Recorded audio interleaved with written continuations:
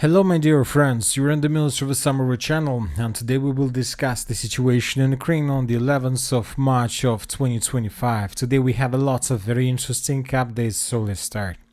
And today we're going to start with the Sudzha direction, where the Russians continue their counter-offensive operation, and summarizing everything that's been taking place since the morning of the 11th of March of 2025, we can make a conclusion that the Russians managed to improve their positions significantly.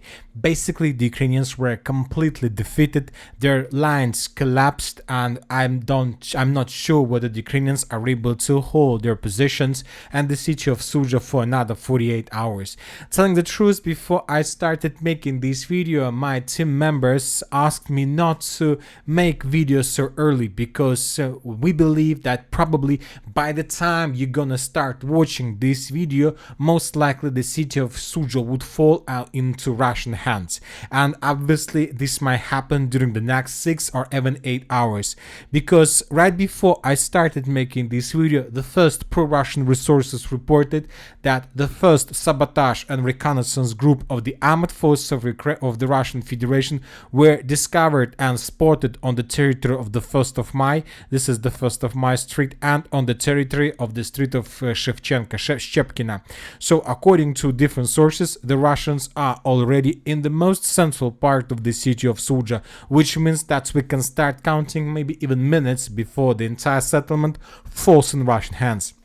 And this is the reason why I was asked not to start making videos so early. So once again, maybe and very likely by the time you're gonna watch this video, the settlement and the entire Sudzha agglomeration would already fall in Russian hands. But anyway, as for now, as for the evening of the 11th of March of 2025 of Ukrainian time, this is the current situation on the ground. The Russians managed to improve their position significantly, and now let's discuss everything in details. First of all, let's compare the map and let's take a look at how the map was changing probably since the beginning of this offensive operation that started in the early morning of the 8th of March. And just imagine yourself this the configuration of map that you used to see by the beginning of the 8th of March. As you can see, the entire Sudzha direction, at least this part of the Sudzha direction, was still in hands of the armed forces of Ukraine, and there were nothing around, nothing in the world, nothing in the air, in the space that could tell the Ukrainians that within the next 48 hours they would lose everything in this area. So once again, this is the situation by the end of the 8th of March. The Russians began their offensive operation along the border. Probably that was an attempt to disturb Ukrainian attention and to force them to pay attention exactly in this area. And then everything started. By the end of the 9th of March, we start receiving first reports and updates about the Russian pipeline operation, about the 800 Sudzhans that managed to land infantry behind Ukrainian positions. We start receiving first reports that Ukrainian defense began collapsing, but even though that was just reports that it just the beginning of everything, and the Ukrainians were trying to coordinate their actions to withdraw towards more reliable positions, and the most important, the Ukrainians by the end of the 9th of March were still trying to control the situation, to save servicemen and not to allow everything to fall very fast. But by the end of the 10th of March, everybody realized that Ukrainians were completely defeated. The Ukrainians can't control anything. We start receiving significant number of videos and pictures with the prisoners of war. Tens of Ukrainians began surrendering. Completely undamaged equipment. We start receiving videos with evacuation of completely undamaged equipment of the Western production. For example, in this video we can see the evacuation of Abrams, the tank of the US production. And by the 11th of the 18th of March of 2025, everything began clear, that Ukrainians were completely defeated in the Sudzha direction, that the Russians within the next several hours, not even days, will take under control the entire agglomeration in hands, and most likely the Russians by the 13th of March of 2025 will enter the territory of Sumy region, and maybe the Russians will continue offensive towards the capital of this region, to the city of Sumy. Now let's discuss once again, let's get a little bit deeper to details. Today the Russians published lots of articles. As you can see, there are lots of flags. The main source of reports that we've been receiving for the previous 24 hours, of course, is the official Telegram channel of the Group of Forces North that stated that the Russians managed to take under complete control the settlement of Zaporizhia Loknya. The same Russian source reported that they managed to establish complete control over the settlement by the name of Knyazhi Drugoy. The Russians managed to establish complete control over the settlement of Mirny. The Russians secured Bondarenka, Kalmakov. The Russians secured the village of Makhnovka, Zamostia, and the most important, the Russians during the day published lots of videos of how they were raising their flags. And as you can see, the Russians prefer to raise flags on the roofs of churches, and these are probably the only buildings that managed to survive the Ukrainian occupation. For some reason, not for some, we understand why, neither the Russians nor the Ukrainians were bombing and attacking this territory, trying to save the churches as long as possible. And now we see how the Russians were raising their flags above the roofs of these buildings. The Ukrainians were forced to fall back. The first thing that Ukrainians managed to complete, they crossed the river of Sudzha and they crossed the river of Volchya. And maybe Syrskyi was trying to stabilize the situation. Maybe he was trying to force the Ukrainians in this area to hold their positions as long as possible. Furthermore, Syrskyi published his own statement regarding the situation on the ground, and he said that the commander-in-chief of the armed forces of Ukraine reported that Ukrainian units had carried out timely measures to reach advantageous defensive lines. So basically, the Ukrainians began retreating process, but Syrskyi for some reason decided to choose completely different words. But then somewhere at 3, 4, 5 p.m. of the Ukrainian time, we got probably the most important update that was published by pro-Russian resources, that as a result of offensive operation, the armed forces of Russian Federation managed to break through the Ukrainian defense belt along the Oktyabrskaya Street and enter the central marketplace. So this is the central market. This is the place where people used to go during their holidays, weekends, to buy some stuff and so on. And the Russians reported that somewhere at 4 or 5 p.m. first groups of Russian soldiers managed to enter this territory, and based on this we have adjusted the map and we have colored this territory as a contested area. And that was the first bell, that was the first sign that the situation of the armed forces of Ukraine even much more critical than we used to believe or used to think. Later we got another important video published by Russian sources. In this video we can see a group of very exhausted and tired Ukrainian soldiers that were moving from the eastern part of the city of Sudzha in the western direction. This video was immediately geolocated, and this is exactly the place, this is exactly the street where the Ukrainians were moving, something like this. They were moving in the western direction, and most likely they were moving towards the border, the western border of the agglomeration itself.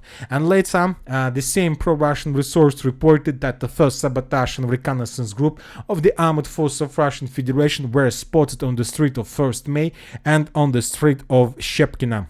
And as we discussed at the beginning of this part, that this is already the central part and the heart of the city of Sudzha. And once again, we believe that maybe even if the Russians are not able to establish and secure the settlement of Sudzha during the next several hours, but obviously we're gonna receive first flags probably during the next 4 or 5 hours from the central part, which is going to be obviously significant victory of the armed forces of Russian Federation. Meanwhile, Zelensky and his team arrived in the Saudi Arabia.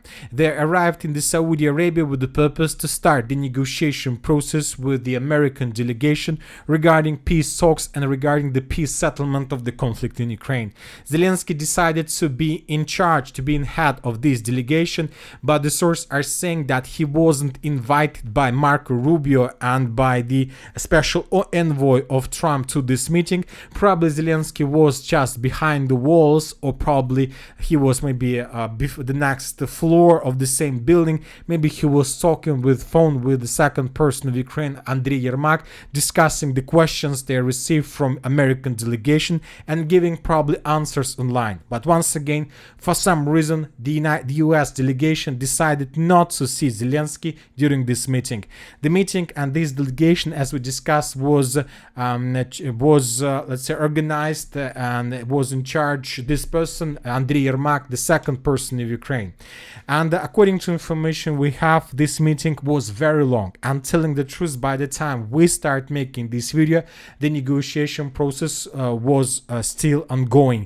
There was just a small pause made by the United States of America. And telling the truth, when this video was published, and in this video we can see how the American delegation left the negotiation process, and the first articles and the first statements were that US left the negotiation process, and lots of sources made the conclusion that the negotiation process failed, that US left this process without even a press conference. But later we start receiving report that the US delegation decided to make a small pause, probably to get some breakfast or to get some dinner, probably to get more forces, probably to clarify some questions with the Russian side, maybe with the United States of America, and then to continue. Of course, this is very important update because also during the date, several pro-Ukrainian sources reported that the Russians, and that more precisely the Ukrainians, accepted the demands of the Russian Federation regarding territories. Some sources reported that Ukrainians agreed to give the Russians LPR, DPR, Zaporizhia, Kherson and Crimea along the line of combat contact. Also, that was one of the, let's say, paragraph and demand from the Ukrainian side, that the Russians will have no rights for the territory of the city of Kherson and the territory of the city of Zaporizhia. But I'll remind you that according to Putin's statements that were made in the summer of 2024, these territories, like the rest of Zaporizhia and the rest of Kherson, should become also a part of Russian Federation, of the Russian Federation. So this is the only insight, this is the only piece of news we got possibly from that negotiation process. But we need to understand one important thing, that's all these talks, the Russian progress on the ground in Sudzha, it means a lot, obviously, it means a lot, but Putin, if he makes ever decision to continue the special military operation or not, and the most important, Putin, if he ever makes a decision to get inside of Sumy region and to continue offensive operation on the shoulders of the armored forces of Ukraine towards the capital of this territory, of this oblast, the city of Sumy, he will make his decision based on completely different things, not on the words of the United States of America, not based on the sanctions of Trump, not based on the situation on the ground, and of course not based on the results of the Sudzha counteroffensive operation. We need to understand one important thing, that if Putin ever makes a decision regarding, let's say, the next stages and the next offensive operation, and whether the Russians are going to continue moving further in the direction of the city of Sumy, he will make this decision based on the picture from his window. I'm not talking, like, say, let's say the trees and grass that he will see from his window. I'm talking about the lines. I'm talking about the lines to the recruit centers of the Russian Federation. We need to understand one important thing, that the Russian victory, the Russian current victory in Sudzha will bring the Russians a lot of benefits. And the most important, that the Russian spirit and probably the level of Russian patriotic will become increasingly high. And starting on tomorrow, and maybe even starting off this evening, we're gonna start receiving huge lines in every single city of Russia where people will sign contracts with the Ministry of Defense of Russian Federation. And we need to understand that probably and very likely during the next months, the Russians will be able to complete their plan for mobilization, or more precisely for recruitment process for the next entire year. And if Putin understands this, if he understands that during the next months he is able to sign contracts with another 3 or 400,000 of Russian soldiers, so then there is just a question: why should he stop his offensive operations? Why should he sign anything with the Ukrainians or with the United States of America if he received another 400,000 army? And obviously this is going to happen based on this victory, based on the clashes in Sudzha and the Sudzhan direction. So this is the only thing that will force Putin to continue or to stop the special military operation and to sign the peace agreement with the Ukrainian side. Furthermore, the Ukrainians today made another mistake, probably because the Russians are having very huge progress on the ground, and the Ukrainians decided to attack the territory of Russia with a significant number of drones. And the Russians reported that during the previous 24 hours, over the course of the past night, air defense systems on duty intercepted and destroyed 337 Ukrainian drones. The Ukrainians are saying that they made this attack with one purpose. They wanted to show the Russians that now and from now on Ukrainians have the same weapon and we can do the same as you, the Russians. The National Security and Defense Council of Ukraine stated that massive attacks by Ukrainian drones in the Moscow region are a signal to Putin about the need to cease fire in the air. This was stated by the head of the Center of Combating Disinformation, Kovalenko. So as you can see, the Ukrainians decided to show the Russians that the Ukrainians also have lots of drones and they can attack deep inside of Russia. And the Ukrainians are saying that sooner or later, you, the Russians, will be out of missiles as well.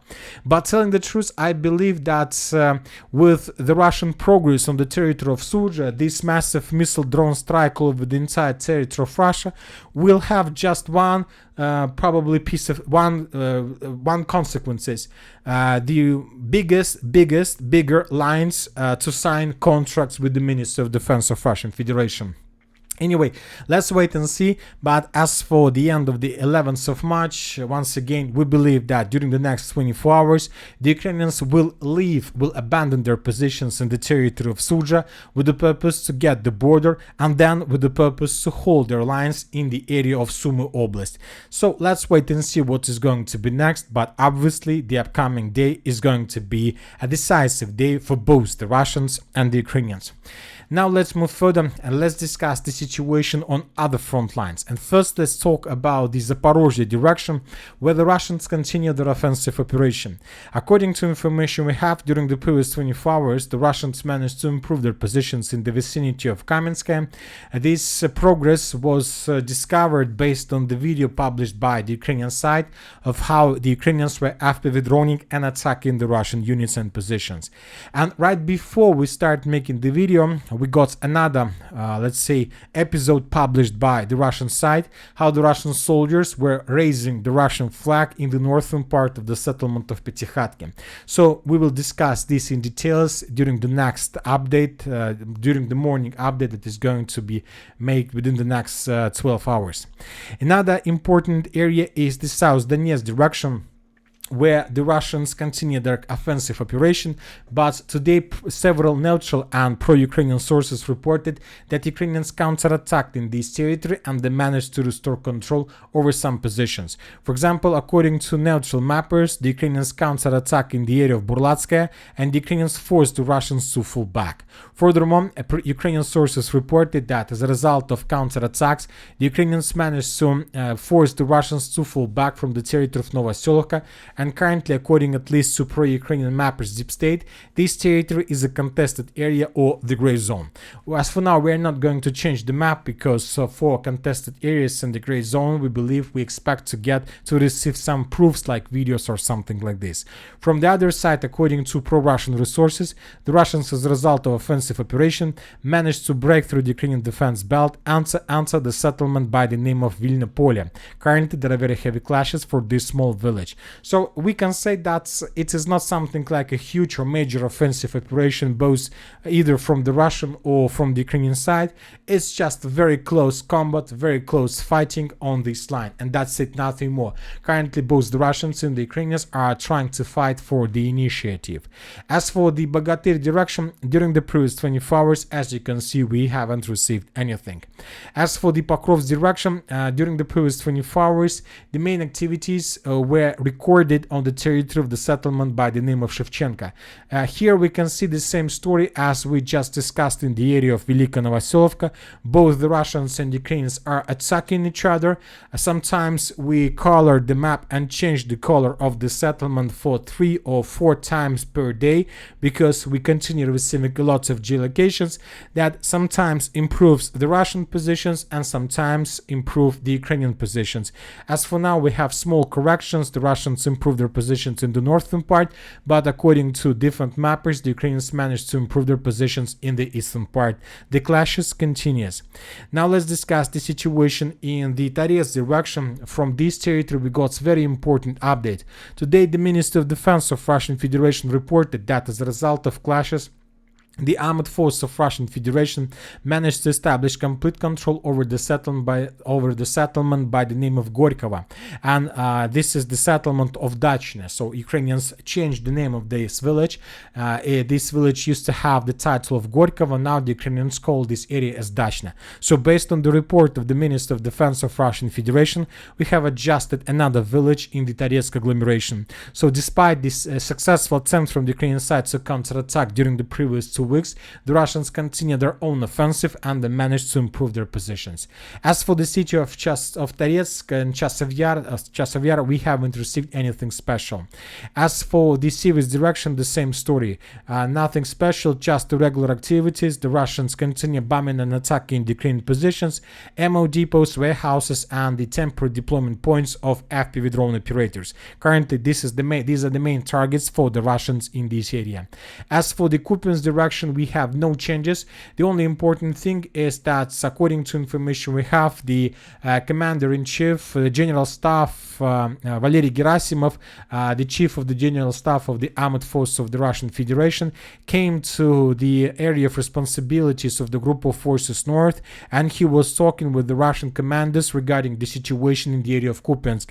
He listened to the reports about the situation on the ground, and he gave his own orders. So very likely in the very near future, the Russians will restart their offensive operation in this area with the purpose to take the city of Kupiansk under complete control. But as for now, different mappers confirmed Ukrainian counterattacks in this area that allowed the Ukrainians to restore control over some territories between Sinkovka and the river Oskol.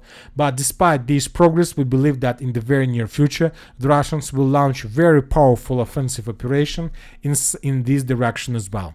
And that's it for today. Military Summary Channel reminds we condemn any violence in the world. Thank you for watching. Subscribe to my channel, put your likes, join my Patreon, and have a good day. Bye bye.